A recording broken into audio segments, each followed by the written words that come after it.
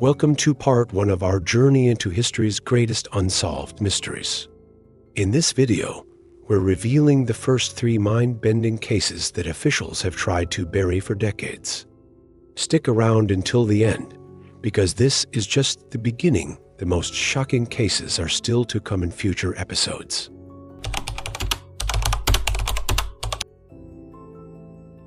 Archaeological discoveries from Nevada's Lovelock Cave have reignited a fascinating debate about the possible existence of an ancient race of giants. The story began in 1911, when miners unearthed strange artifacts, leading to official excavations that uncovered what newspapers called the Lovelock Giants, skeletal remains reportedly measuring between 8 and 10 feet tall. The findings go beyond bones. Archaeologists discovered a worn 15-inch-long sandal and a boulder bearing a massive handprint. These discoveries eerily parallel the Paiute tribe's oral history of the CT-Ka, cannibalistic red-haired giants who arrived by sea and were eventually trapped and burned in the same cave. Supporting evidence includes a 1931 newspaper report of additional giant skeletons and 16th-century Spanish accounts of similar giants in Peru. While scientists remain skeptical, attributing the reported size to exaggeration and the red hair to burial conditions, the convergence of archaeological evidence, historical accounts, and indigenous legends continues to make the Lovelock Giants one of history's most compelling unsolved mysteries.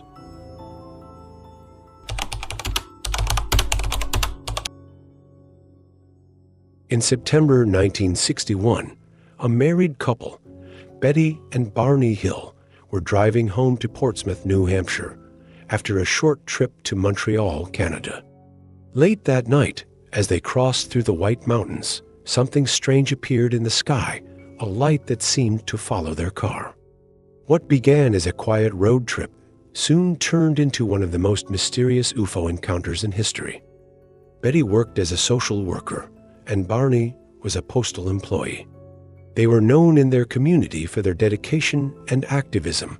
Both were involved in the civil rights movement and volunteered often. Their marriage, interracial at a time when that was rare, made them both thoughtful, resilient, and deeply rational people, not the type to seek attention with wild stories. On the final night of their trip, around p.m., they left a diner in Vermont and aimed to drive home through the night. A few miles later, Betty noticed a bright light moving strangely across the sky. It wasn't a plane or a helicopter. Barney, a World War II veteran and aviation enthusiast, tried to dismiss it as a satellite, but the light seemed to follow them through the mountains. As the object drew closer, it began darting behind trees, vanishing and reappearing. Finally, the couple pulled over for a better look. Through binoculars, Betty saw a spinning, disc-shaped craft in the air. Barney, ever the skeptic, got out of the car to inspect. What he saw next froze him in place, a huge, flat craft hovering above, with figures in gray uniforms standing behind its windows. He tried to raise his pistol, but suddenly couldn't move. Terrified, he ran back to the car, and they sped away just before they both heard a series of strange beeps and blacked out completely. Hours later, they awoke at home in Portsmouth. Neither remembered the drive. Their clothes were damaged, Barney's shoes were scuffed, their watches had stopped, and there were 2 strange circular marks on the trunk of their car. Betty began reading about UFOs and even reported the incident to the U.S. Air Force, fearing radiation exposure. Over the next 2 years, the couple suffered from nightmares and anxiety.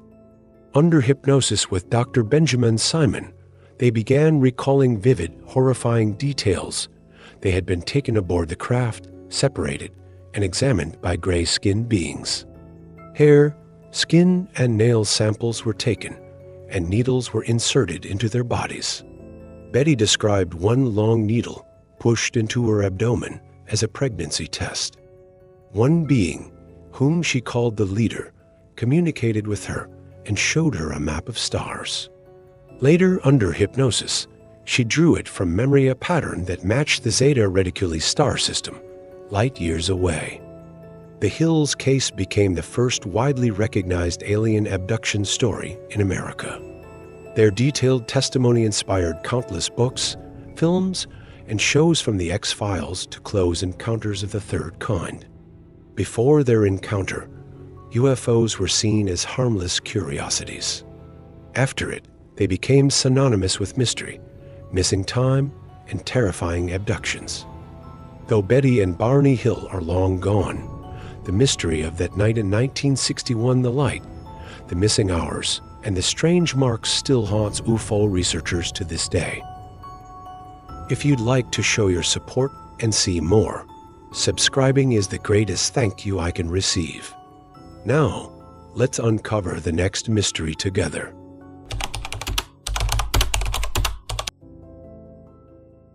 The WOW signal was a strong and unusual radio signal detected on August 15, 1977, by the Big Ear radio telescope at Ohio State University in the United States. It was part of a program searching for extraterrestrial intelligence. The signal came from the direction of the constellation Sagittarius and had features that suggested it might not be from Earth. A few days later, astronomer Jerry R. Emin noticed the strange reading while studying the computer printout. He circled the sequence 6-5 that showed the signal's strength and wrote the word "wow" next to it, and that's how the famous signal got its name. The signal lasted for about 72 seconds, which was exactly the time Big Ear could observe that area of the sky. It was never detected again, even though scientists looked for it many times. The signal's frequency was about 1,420 megahertz, the same as the natural emission of hydrogen, the most common element in the universe, and its strength was about 30 times greater than the background noise. Because it was so narrow and powerful, it looked artificial rather than natural. Scientists proposed many explanations. Some thought it might have been a radio wave from space bouncing off space debris, or a natural cosmic event, like a sudden burst from a hydrogen cloud. But no proof was ever found. Others believed it might have been an actual message from another civilization, but since the signal was never repeated, no one can be sure. Later studies even ruled out theories that blamed comets, since they don't emit signals on that frequency. The WOW signal came from near the Chi Sagittarii star group, but its exact origin is still unknown because only one of Big Ear's detectors picked it up. Even modern telescopes haven't found anything similar in the same spot. Despite that, the WOW signal remains one of the most mysterious and exciting moments in the search for life beyond Earth. In 2012, to mark its 35th anniversary, the Arecibo Observatory even sent a reply into space made of thousands of Twitter messages. The signal has since become a symbol of our curiosity, a reminder that something extraordinary might still be out there, waiting to be heard again. If you want to see more historical mysteries, the next episode is already in the works. Hit that subscribe button and ring the bell to be the first to see it.